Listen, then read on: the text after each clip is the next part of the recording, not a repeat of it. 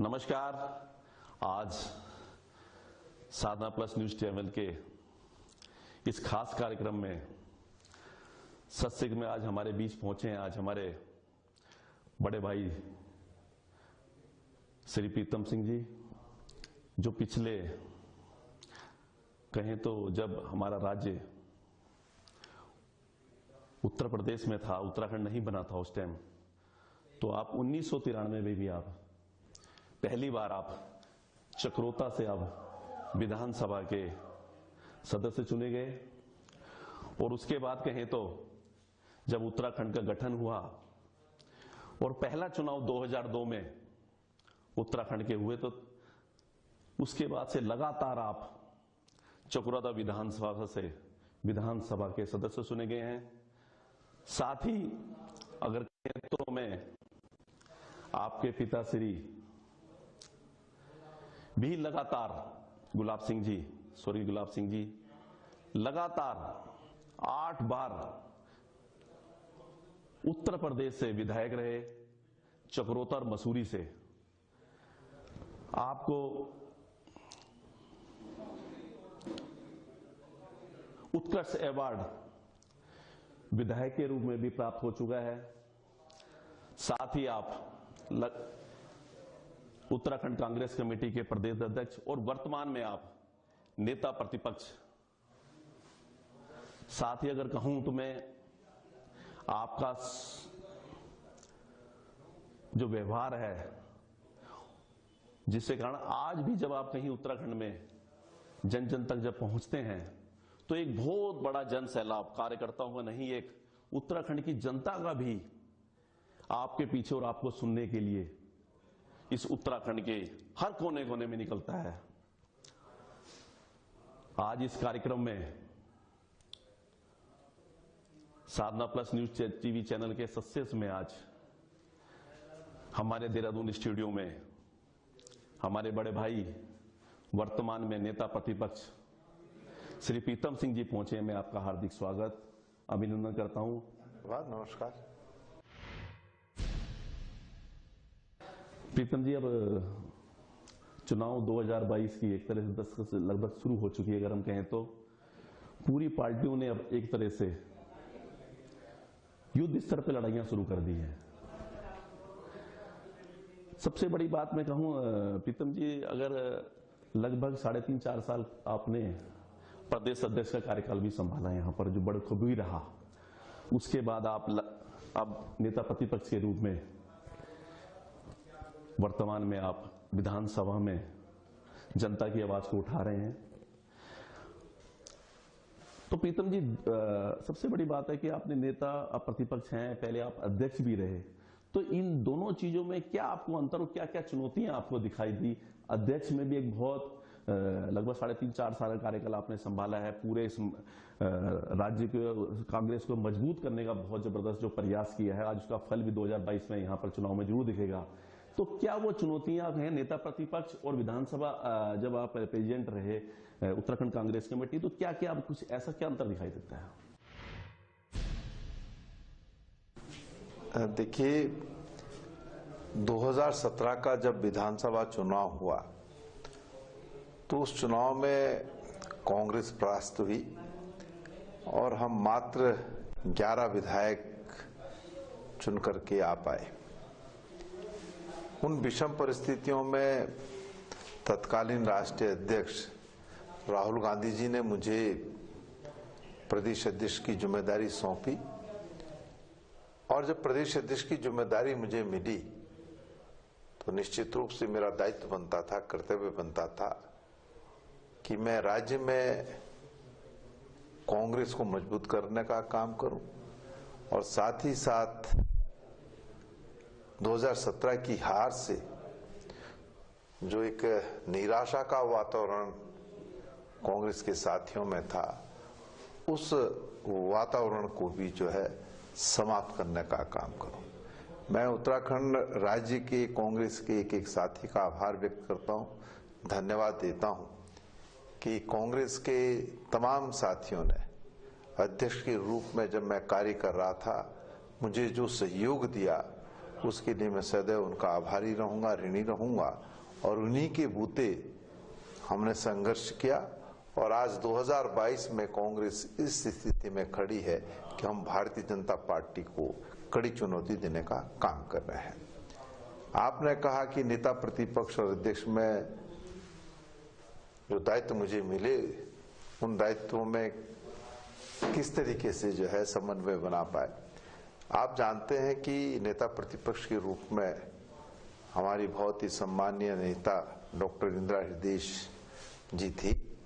असमय उनका निधन हुआ और निधन के बाद जो परिस्थितियां उभर करके आई, उन राजनीतिक परिस्थितियों में सोनिया गांधी जी ने, राहुल गांधी जी ने मुझे नेता प्रतिपक्ष का दायित्व दिया और मैंने कोशिश की, प्रयास किया कि नेता प्रतिपक्ष के रूप में भी जो उत्तराखंड की आम जन की आवाज है उसको सदन के अंदर बुलंद करने का काम करें।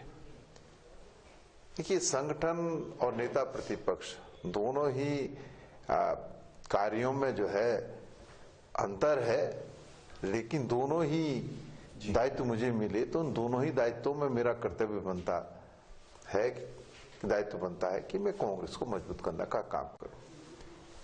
प्रदेश अध्यक्ष के रूप में कांग्रेस के संगठन के लोगों के साथ सीधा संवाद भी होता है और आम जन के बीच में जाकर के हम कांग्रेस की रीति और नीति जो है आम जन के बीच में लाने का काम करते हैं। और जब नेता प्रतिपक्ष के रूप में हम कार्य करते हैं तो सदन के अंदर जो है हम किस तरीके से आम जन की आवाज को बुलंद करने का काम करें और कांग्रेस सदन के अंदर ऐसी दिखाई दे कि सत्ता में बैठे हुए लोगों को ये लगे कि यदि हम विपक्ष का तिरस्कार करेंगे तो वो संभव नहीं हो पाएगा। तो दोनों दायित्वों का निर्वहन करने का अवसर मिला और कोशिश है, प्रयास है कि नेता प्रतिपक्ष के रूप में भी जो मैं कार्य कर रहा हूं तो मैं उत्तराखंड की जनता के साथ न्याय कर पाऊं, इस उद्देश्य से कार्य। आप नेता प्रतिपक्ष भी हैं और सरकार कहीं ना कहीं एक अंतिम सत्र को चलाने का प्रयास कर रही है। पहले वो गैरसैंण में होना, तब सरकार ने, आप लोगों ने उसका ऐतराज उठाया कि वहां उचित नहीं है, और मुझे लगता है सरकार ने भी इसको मान भी लिया, शायद देहरादून में सत्र होगा। पहले वो 29-30 का था, फिर वो 7-8 का आ गया, फिर वो 15-12। ये बार बार क्या कारण है जी? आप लोगों से कुछ विचार होता है, बार बार जो सत्र होना है उसके तारीखें बार बार चेंज कर रही है, या आपकी चुनौती से कहीं ना कहीं डर रही है, क्या है ऐसा? देखिए, मुझे नेता प्रतिपक्ष की जिम्मेदारी जब मिली तो स्वाभाविक बात है कि सदन के जो कार्य दिवस है वो बहुत कम है और जो अनंतिम सत्र जो शीतकालीन होना है, जिसके लिए पहले कहा गया कि 29-30 में जो है गैरसैंण के अंदर होगा, फिर ये तिथि बदल करके 8-9 कर दी गई, अब 9-10 की तिथि तय हुई है और सत्र जो है देहरादून के अंदर आहूत किया जाएगा। जब विधानसभा अध्यक्ष जी ने मुझे और संसदीय कार्य मंत्री को बुलाया तो उन्होंने इस बात को कहा कि हम किस तरीके से इस सत्र को आहूत करने का काम करें। तो मैंने उस वक्त भी कहा था कि अजीब विडंबना है कि सरकार ने गैरसैंण को जो है ग्रीष्मकालीन राजधानी घोषित किया है, लेकिन एक दिन भी जो है गैरसैंण से राजधानी संचालित नहीं हुई और अब जो है सरकार जो शीतकालीन सत्र वहां पर आहूत करना चाहती है। तो मैंने कहा ये निर्भर करता है सरकार पर और विधानसभा अध्यक्ष पर कि वो सत्र कहाँ आहूत करना चाहते हैं। आप सत्र गैरसैंण में करेंगे तो निश्चित रूप से कांग्रेस वहां भी मौजूद रहेगी और जो जनहित के मुद्दे हैं उन 2 दिनों में हम कोशिश करेंगे, प्रयास करेंगे कि जितना समायोजित हो सके उसको करने का काम करें। अंतोगत्वा तिथि भी तय हुई है और सत्र को देहरादून में भी आहूत किया जा रहा है। तो जो भी निर्णय सरकार और विधानसभा अध्यक्ष ने लिया है, हम तदनुसार जो है कोशिश करेंगे, प्रयास करेंगे कि 2 दिन के सत्र में हम सरकार को घेरने का काम करें। देश के प्रधानमंत्री भी अब तीसरी दफा यहां पर उत्तराखंड में पहुंच रहे हैं। कांग्रेस भी लगातार कई लगातार कार्यक्रम कर रही है, लगातार बैठकें आयोजित हो रही हैं, लगातार हो रही है। उसके बाद देखते हैं भारतीय जनता पार्टी ने एक नारा दिया है, युवा नेतृत्व 60+, उसको लेके चल रही है। तो अब इसके तो कांग्रेस का क्या इस नारे को लेकर जो भारतीय जनता पार्टी लगा रही है और जगह हम देख रहे हैं उसको जोश भी भर रही है बड़े नेताओं के द्वारा, तो कांग्रेस पार्टी के पास इसकी कार्ड के लिए जो कांग्रेस 60+ कहती है, तो इसमें क्या है, कांग्रेस कहां दिखाई देती है? देखिए, भारतीय जनता पार्टी के शीर्ष नेतृत्व द्वारा लगातार उत्तराखंड में आना इस बात का संकेत है कि चाहे देश के प्रधानमंत्री हो, चाहे भारतीय जनता पार्टी का शीर्ष नेतृत्व हो, वो कहीं ना कहीं इस बात को स्वीकार कर रहा है कि उत्तराखंड राज्य के अंदर जो सरकार 2017 में बनी थी, जिसे उत्तराखंड के लोगों ने प्रचंड बहुमत से बनाने का काम किया था, वो सरकार जन आकांक्षाओं पर जो है खरी उतरने में विफल साबित हुई है। और इसी की परिणति है कि प्रधानमंत्री जी को भी आना पड़ रहा है, गृह मंत्री जी को भी आना पड़ रहा है, उनके राष्ट्रीय अध्यक्ष को भी, और तमाम भाजपा के जितने भी सूरमा हैं वो इस देवभूमि में आ रहे हैं। लेकिन बात बनने वाली नहीं है। 2017 में जो वादे उत्तराखंड के लोगों से किए, उन वादों के विपरीत सरकार आचरण कर रही है और उत्तराखंड के लोग इसे बड़े नजदीक से देख रहे हैं। और उत्तराखंड के लोगों ने मन बना लिया है कि 2022 में भारतीय जनता पार्टी को उत्तराखंड राज्य से अलग करना है, सत्ता से बेदखल करना है। आपने कहा कि युवा नेतृत्व और 60 पार, ये फितरत है भारतीय जनता पार्टी की। जब जब चुनाव होता है तो इस तरीके के नारे देने का काम वो करते हैं। आप देख लीजिए, जब झारखंड का चुनाव हुआ वहां पर भी जो है कहा कि हम जो है ये गोल अचीव करेंगे। छत्तीसगढ़ में आप देख लीजिए,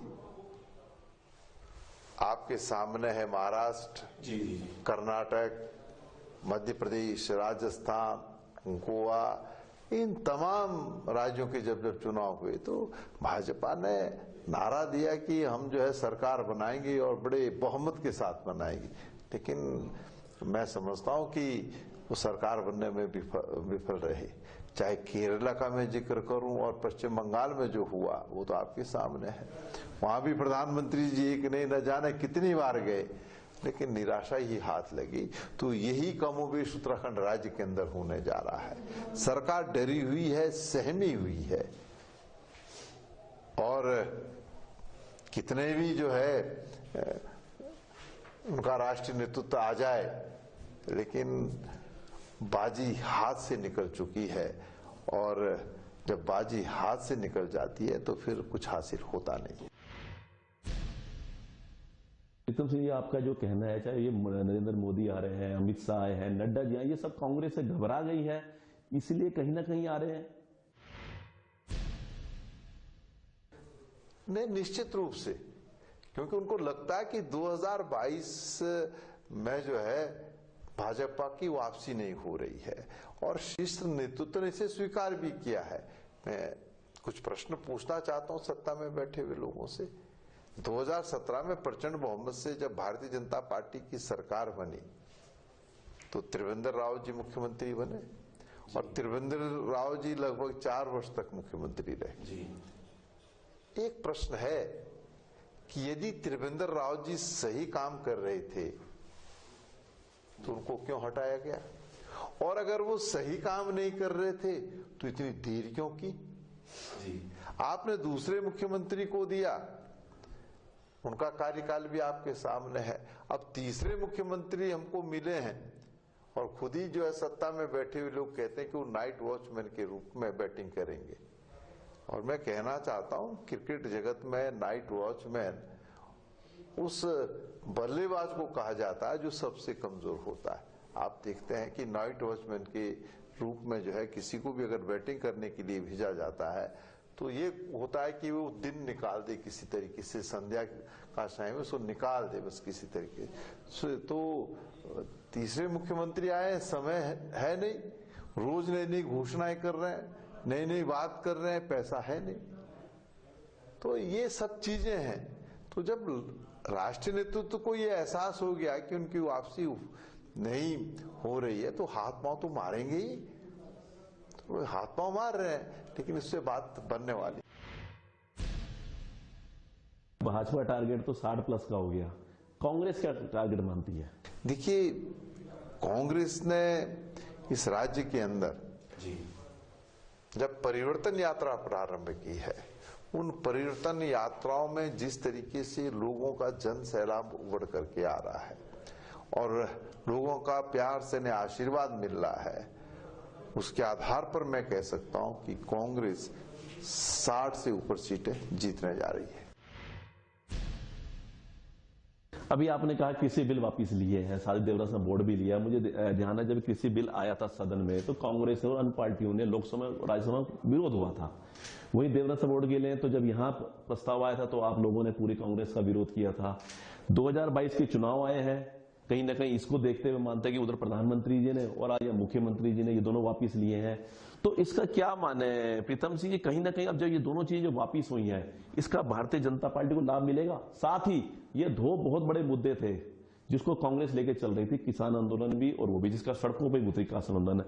अब ये दोनों मुद्दे एक तरह से खत्म भी हो चुके हैं। तो अब आपने कहा कि 60+, हमारे भी 60 से 70 सीटें आ रही है लगभग, तो वो कौन से मुद्दे होंगे और कौन से मुद्दों पर कांग्रेस जाके इन 60+ की सीटों को लेके आएगी? देखिए, पहले तो मैं कहना चाहता हूं कि केंद्र की सरकार ने कृषि विधेयक को जब लोकसभा और राज्यसभा में लाया तो पूरा विपक्ष इसका विरोध कर रहा था जी।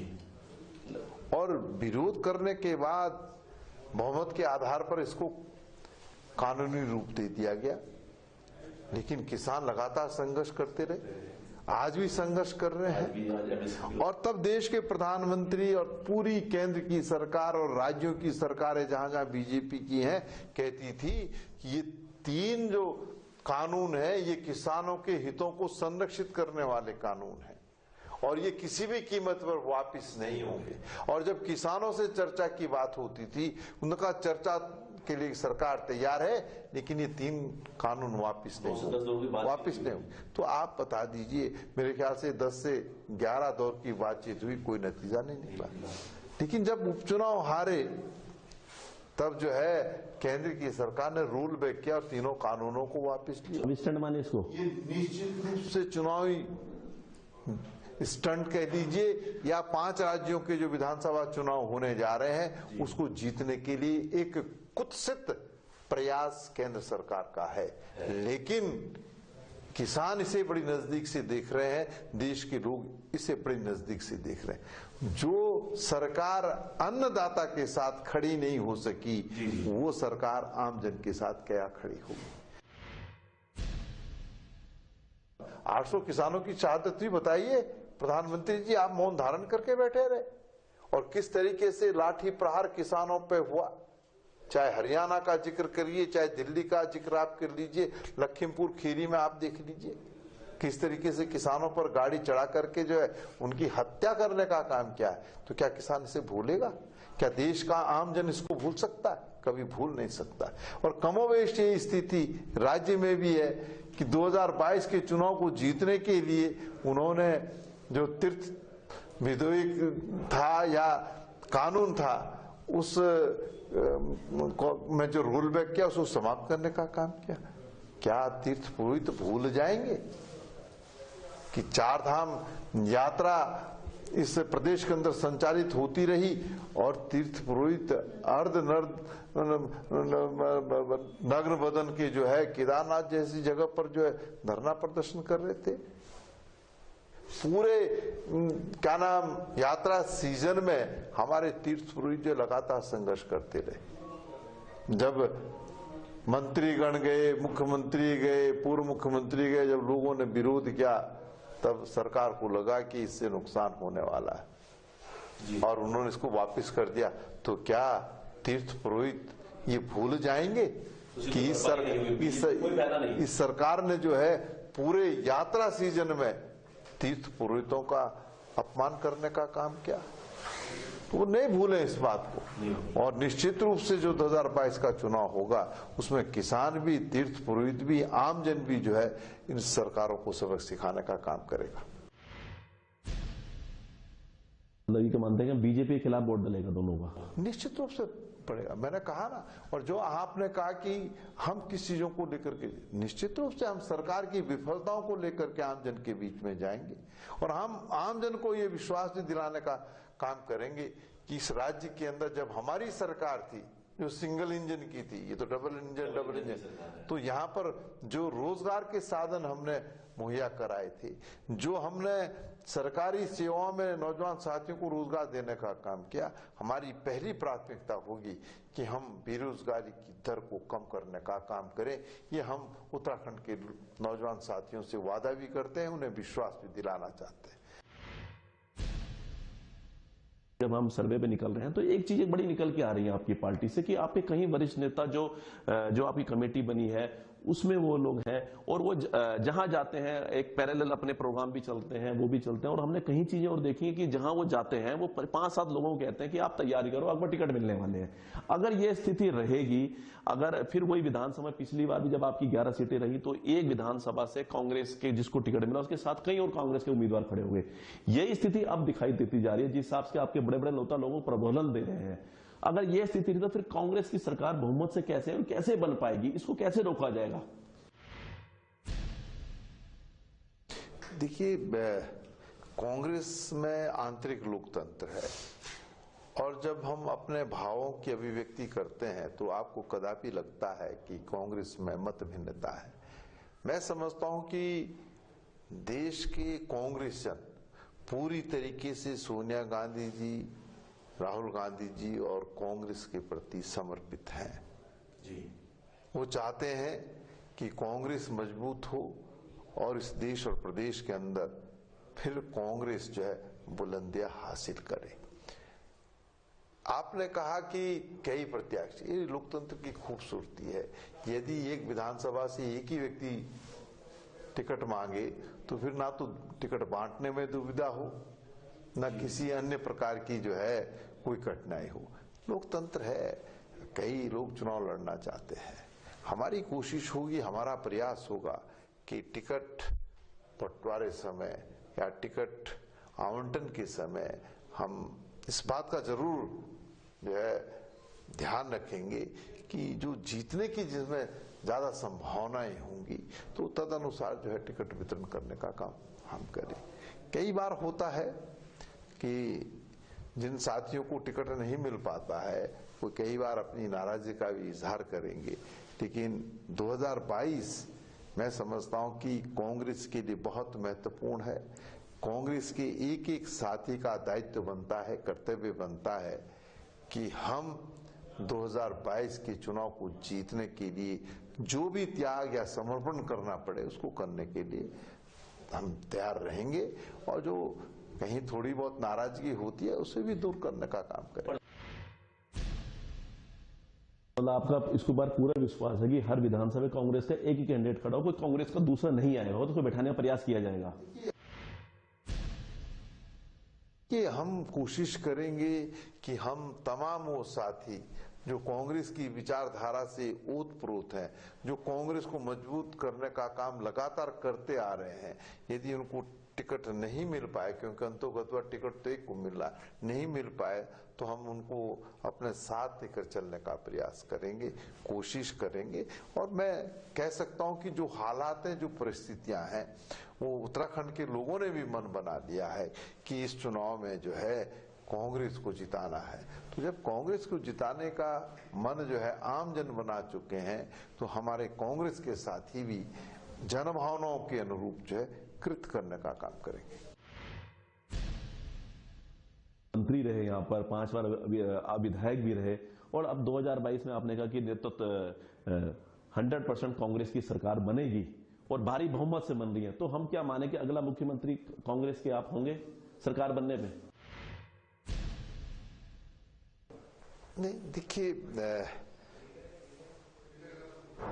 आपने कहा कि मुझे 5 बार जो है, 1 बार उत्तर प्रदेश में और 4 बार उत्तराखंड राज्य के अंदर विधायक बनने का अवसर मिला, 10 साल मंत्री के रूप में काम करने का अवसर मिला और उसके बाद प्रदेश अध्यक्ष और नेता प्रतिपक्ष की भूमिका में आज निभा रहा हूं। देखिए, राजनीति में राजनीतिक दलों का महत्व होता है, व्यक्ति का कोई महत्व नहीं होता है।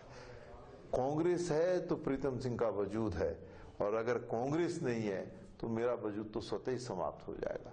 देखिए, 2022 में हम हारे हैं, इसमें कोई संशय, कोई दो राय नहीं है, लेकिन इस परिप्रेक्ष्य में जो निर्णय होगा वो राष्ट्रीय नेतृत्व लेगा और जिस के पक्ष में भी आज जो भी निर्णय राष्ट्र नेतृत्व लेगा वो सबको स्वीकार्य होगा। हम सब लोग मिलकर के जो है तदनुसार जो कार्य करेंगे। बड़ी बेबाकी से जिस हिसाब से आपने अपने विचार रखे, अपनी बातें कही और सरकार की गलत नीतियां को जो उस हिसाब से आपने उजागर किया और आपने स्पष्ट रूप से कहा कि जनता ने मन बना लिया इस बार 2022 में कि भाजपा की गलत नीति के कारण कांग्रेस के पक्ष में मतदान होगा और कांग्रेस पार्टी भारी बहुमत से सरकार बनने जा रही है। और सबसे बड़ी बात एक आपने और बहुत बड़ी बात कही कि कांग्रेस में व्यक्ति बड़ा नहीं है, पार्टी बहुत बड़ी होती है। और हमने आपसे स्पष्ट पूछा तो आपने स्पष्ट रूप से कहा कि जो हाईकमान का निर्णय होगा वही उसी के कमान में यहाँ पर सौंपी जाएगी, यहाँ की कमान। जिस आप साधना प्लस न्यूज चैनल के कार्यक्रम में हमारे कार्यालय में पहुंचे हैं, आपका हार्दिक अभिनंदन, स्वागत, आपका बहुत बहुत आभार।